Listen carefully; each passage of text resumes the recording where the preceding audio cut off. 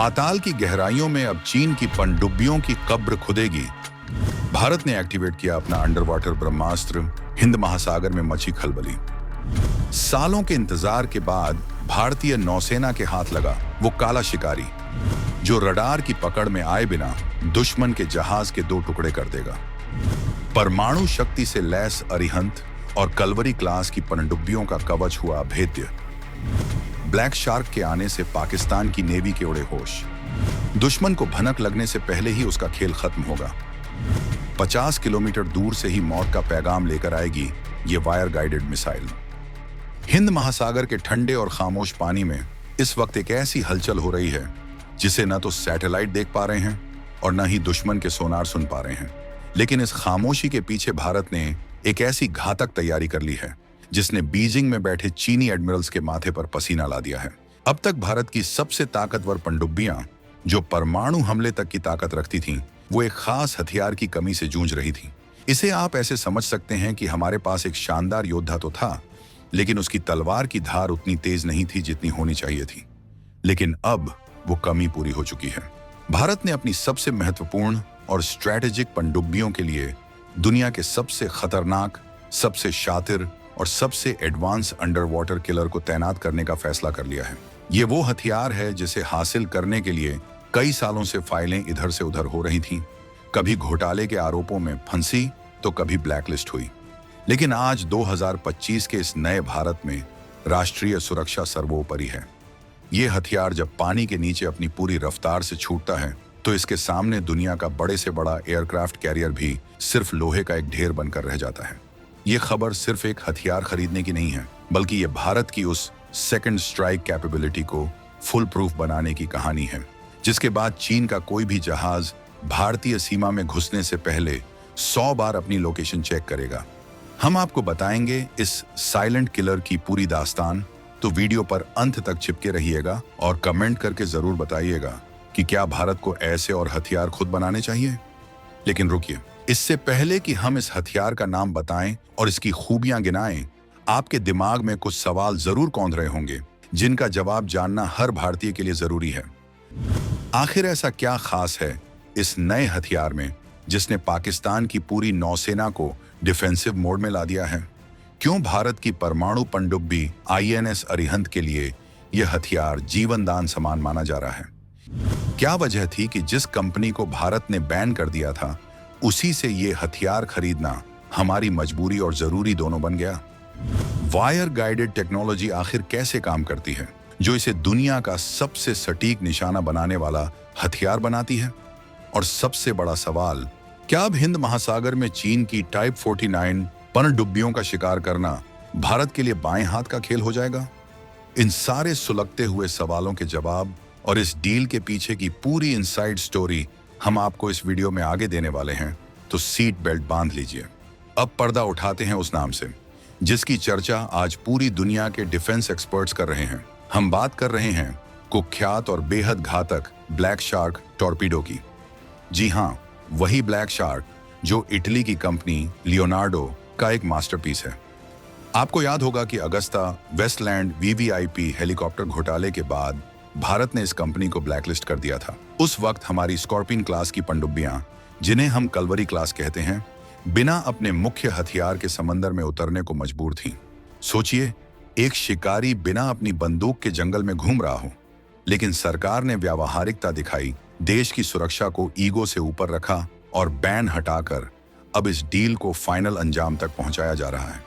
खबर ये आ रही है कि भारत न सिर्फ अपनी डीजल इलेक्ट्रिक कलवरी क्लास पनडुब्बियों को, बल्कि अपनी सबसे कीमती अरिहंत क्लास की न्यूक्लियर बैलिस्टिक मिसाइल पनडुब्बियों SSBN को भी इन ब्लैक शार्क टॉर्पीडो से लैस करने जा रहा है। यह फैसला अपने आप में एक गेम चेंजर है, क्योंकि अरिहंत भारत का न्यूक्लियर ट्रियाड का सबसे अहम हिस्सा है। अगर कल को परमाणु युद्ध की स्थिति बनती है तो अरिहंत ही वो प्लेटफॉर्म है जो पानी के नीचे छिपे रहकर दुश्मन पर जवाबी परमाणु हमला करेगा। ऐसे में अरिहंत की खुद की सुरक्षा सबसे ज्यादा जरूरी है। अब तक अरिहंत की सुरक्षा को लेकर कई सवाल थे, लेकिन ब्लैक शार्क के जुड़ते ही अरिहंत न सिर्फ परमाणु मिसाइल दाग सकेगी, बल्कि अगर कोई दुश्मन पनडुब्बी उसे शिकार बनाने आएगी तो ये टॉर्पीडो उसे पाताल लोक का रास्ता दिखा देगा। अब जरा इस ब्लैक शार्क की ताकत को आसान भाषा में डिकोड करते हैं ताकि आप समझ सकें कि ये इतना खास क्यों है। ये कोई साधारण गोला नहीं है जो बस सीधा जाकर फट जाए। ये एक हैवी वेट टॉर्पीडो है। इसकी सबसे बड़ी खासियत है इसका वायर गाइडेड होना। अब आप पूछेंगे कि ये वायर गाइडेड क्या बला है? देखिए, जब कोई टॉर्पीडो पनडुब्बी से छूटता है तो आम टॉर्पीडो अपने सेंसर के भरोसे आगे बढ़ते हैं, लेकिन ब्लैक शार्क के पीछे एक बहुत पतली ऑप्टिकल फाइबर की तार जुड़ी होती है जो सीधे हमारी पनडुब्बी के कंप्यूटर से कनेक्ट रहती है। इसका मतलब है कि टॉर्पीडो छूटने के बाद भी पनडुब्बी में बैठा ऑपरेटर उसे वीडियो गेम की तरह कंट्रोल कर सकता है। अगर दुश्मन अपनी दिशा बदलता है या कोई चकमा डिकॉय देने की कोशिश करता है तो हमारा ऑपरेटर तार के जरिए टॉर्पीडो को नया रास्ता बता सकता है। ये बिल्कुल वैसा है जैसे दुश्मन की मौत का रिमोट कंट्रोल आपके हाथ में हो, और जब ये अपने शिकार के एकदम करीब पहुंच जाता है तब ये अपना खुद का अकॉस्टिक होदा ऑन कर देता है और फिर इसे रोकना नामुमकिन हो जाता है। इसकी रफ्तार 50 नॉट करीब 90 किलोमीटर प्रति घंटा से भी ज्यादा है और ये 50 किलोमीटर दूर बैठे दुश्मन को भी अपना निशाना बना सकता है। यानी दुश्मन को पता भी नहीं चलेगा कि हमला कहां से हुआ, और इससे पहले कि वो संभले उसका काम तमाम हो चुका होगा। इस टॉर्पीडो की एक और खूबी है जो इसे चीन और पाकिस्तान के लिए सिरदर्द बनाती है, और वो है इसका स्टेल्थ यानी छिपाव। पानी के नीचे लड़ाई में सबसे अहम चीज होती है आवाज। जो पहले सुन लेगा वो पहले मारेगा। ब्लैक शार्क को इस तरह डिजाइन किया गया है कि ये बहुत कम शोर करता है। इसका इलेक्ट्रिक प्रोपल्शन सिस्टम एकदम खामोश रहता है। इतना ही नहीं, ये वेक होमिंग तकनीक से भी लैस हो सकता है। इसका मतलब है कि अगर दुश्मन का जहाज बहुत चालाक है और अपने इंजन बंद करके छिपा है, तो भी जब कोई जहाज पानी में चलता है तो उसके पीछे पानी में बुलबुले और लहरों का एक निशान बनता है। ये टॉर्पीडो उस निशान को सूंघते हुए जहाज के ठीक नीचे पहुंच जाता है और वहां जाकर फटता है। जहाज के नीचे फटने से जो शॉक वेव पैदा होती है वो जहाज की रीढ़ की हड्डी को तोड़ देती है और चंद मिनटों में हजारों टन वजनी जहाज 2 टुकड़ों में बंटकर समुद्र में समा जाता है। अरिहंत और कलवरी में इस टॉर्पीडो का लगना मतलब भारतीय नौसेना के पास अब एक ऐसा स्नाइपर आ गया है जो पानी के नीचे मीलों दूर से दुश्मन की कनपटी पर निशाना लगा सकता है। अब बात करते हैं रणनीतिक पहलू की कि आखिर अरिहंत में इसे लगाना इतना बड़ा कदम क्यों है। देखिए, INS अरिहंत भारत की वो संपत्ति है जिसे हम खोना बर्दाश्त नहीं कर सकते। इसका काम है चुपचाप महीनों तक पानी के नीचे छिपे रहना और आदेश मिलने पर परमाणु मिसाइल दागना। लेकिन चीन अपनी हंटर किलर पनडुब्बियों को हिंद महासागर में इसीलिए भेजता है ताकि वो हमारी अरिहंत जैसी पनडुब्बियों को ढूंढ सके और उनका पीछा कर सके। अगर कभी युद्ध हुआ तो चीन की पहली कोशिश होगी अरिहंत को नष्ट करना।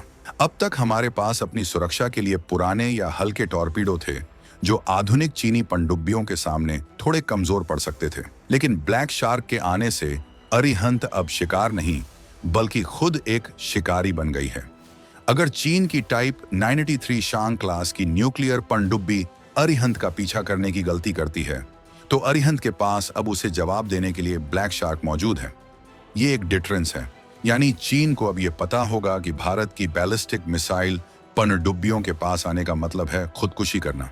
ये भारत की न्यूक्लियर ट्रायड की विश्वसनीयता को कई गुना बढ़ा देता है। इसके साथ ही कलवरी क्लास पनडुब्बियों में इसका इंटीग्रेशन पाकिस्तान के लिए बहुत बुरी खबर है।